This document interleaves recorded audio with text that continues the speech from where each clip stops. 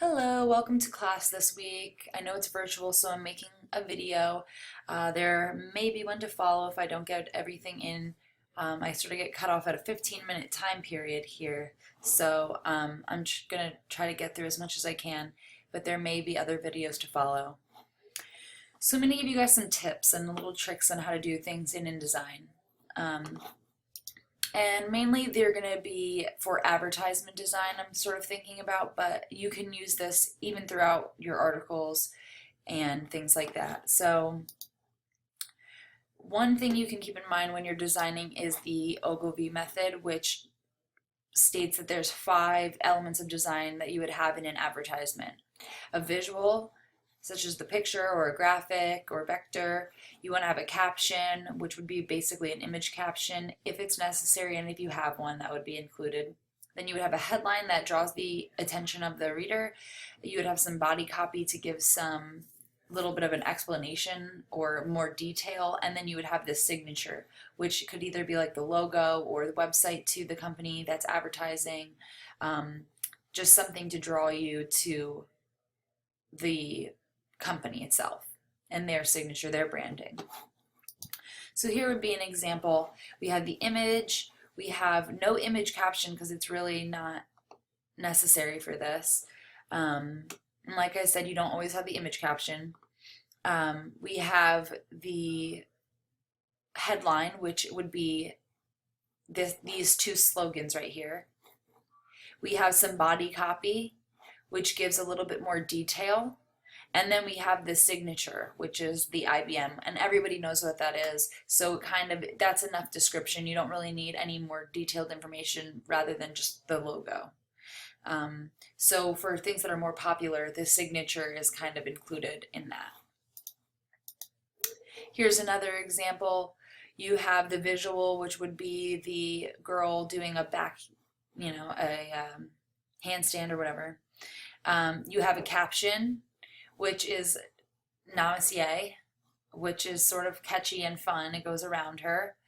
You have some copy that gives a little bit of detail, and then you have the signature, which is Propel. And then here again, that's a little bit more of a signature. So you can see all of those things are incorporated. The only thing that's really kind of missing is the caption. Oh, I think I said that this was the caption. This would more really be like the headline. And you don't really have like an image caption here. Maybe I would consider this down at the bottom to be the caption, actually. So basically what the most important things would be the visual, the headline, Namaste, some copy, and then the signature. And then if you have the caption, include that. Okay, so there's a couple of things that maybe you would want to do while you're working on your project. So for instance, maybe you want to cut in an image. So I'm going to kind of show you how to do some of these things. So over here I have this example, and I'm just going to zoom out a little so you can see. Okay. So I'm working over here on my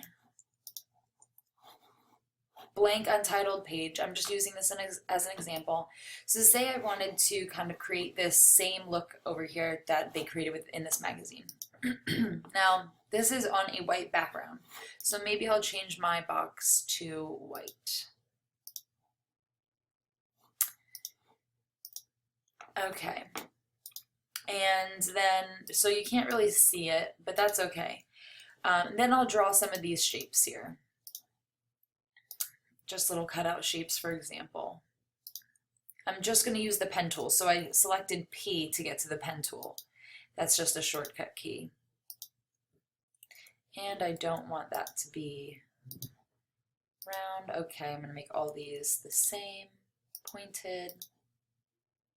Okay. So now I'll select them and I'll make them black. Now I want to cut them out of this. I'll make this a different color so you can see it. So say it was pink.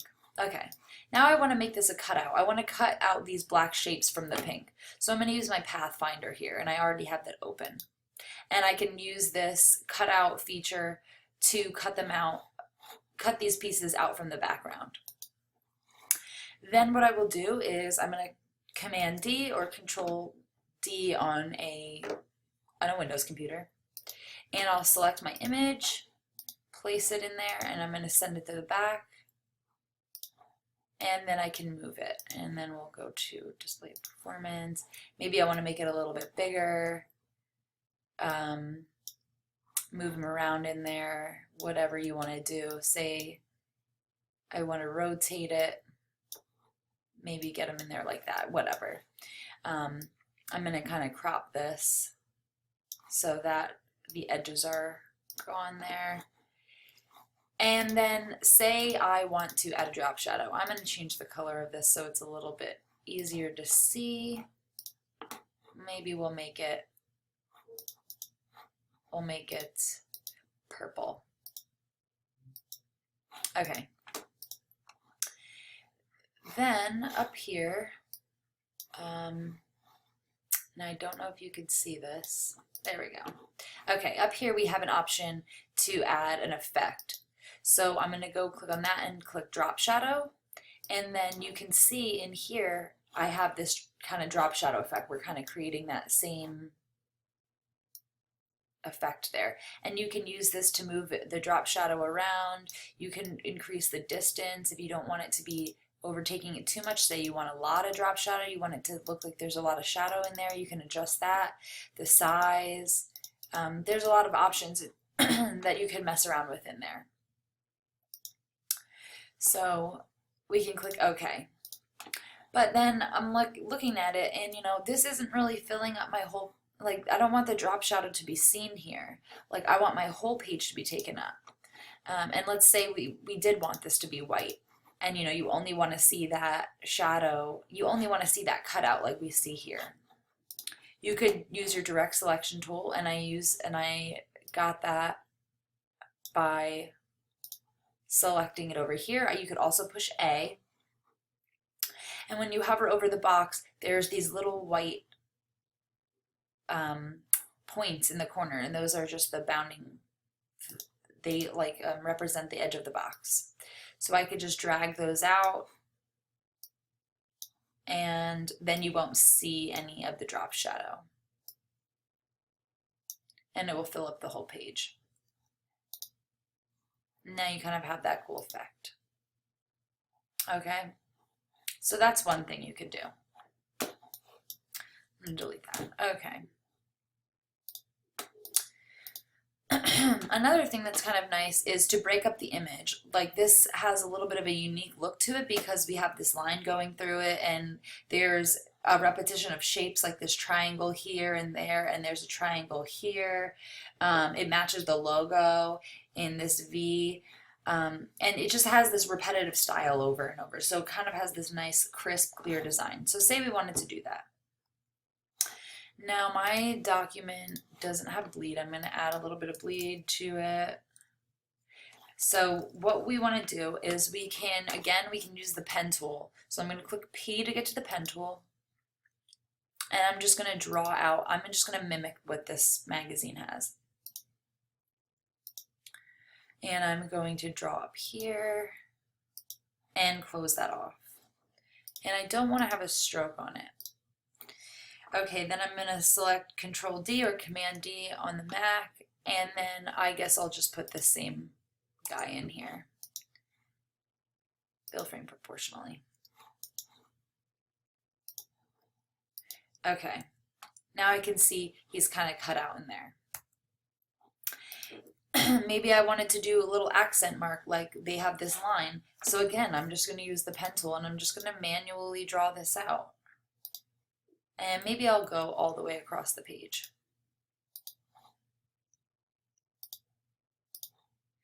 Now you can see here my outline is in black. It's automatically doing that. It's just making my shape have a black outline. If I hold down Shift and then hit X, it will switch the colors. So I'm hitting Shift X, Shift X, Shift X. You can see up here that they're switching. So I have my fill as black, and now I can just make it white. And I've created that line there, which I can move.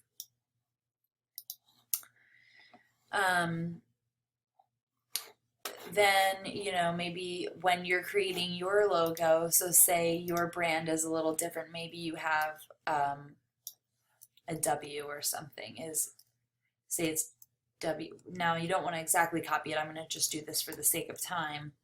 But so then you see that the W kind of matches. And maybe you want to add like a line as an accent mark.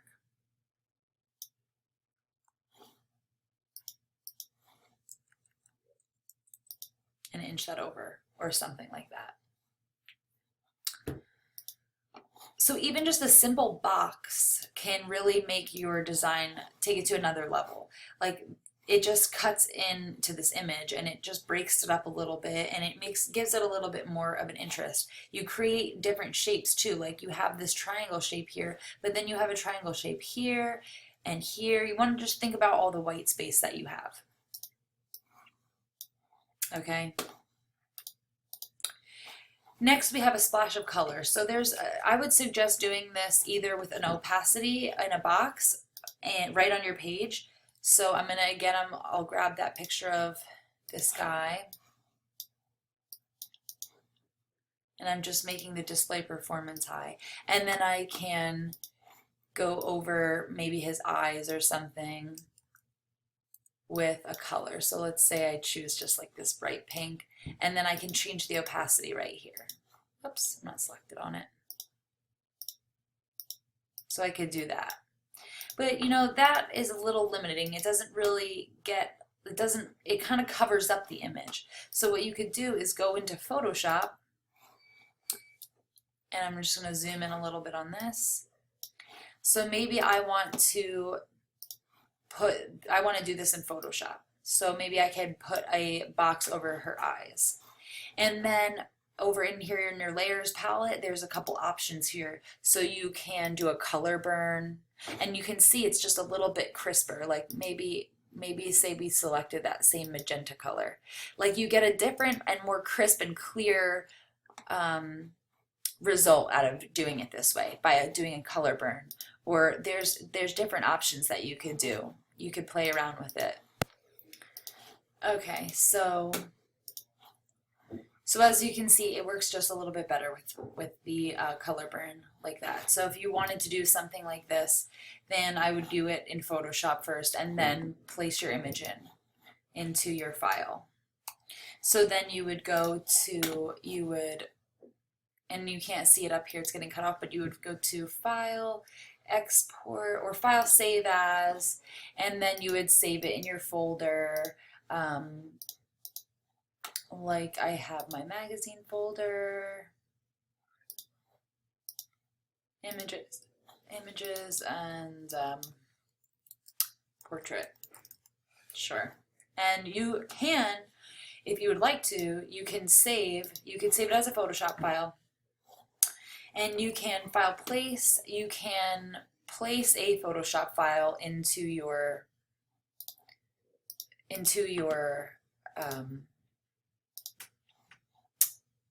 document. So you could see this is Photoshop, and then I'll just draw it out.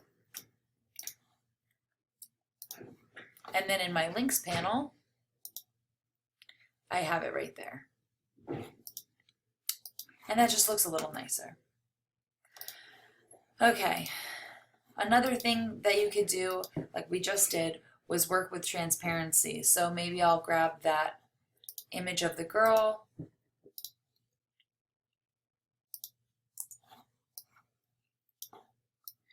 and say for instance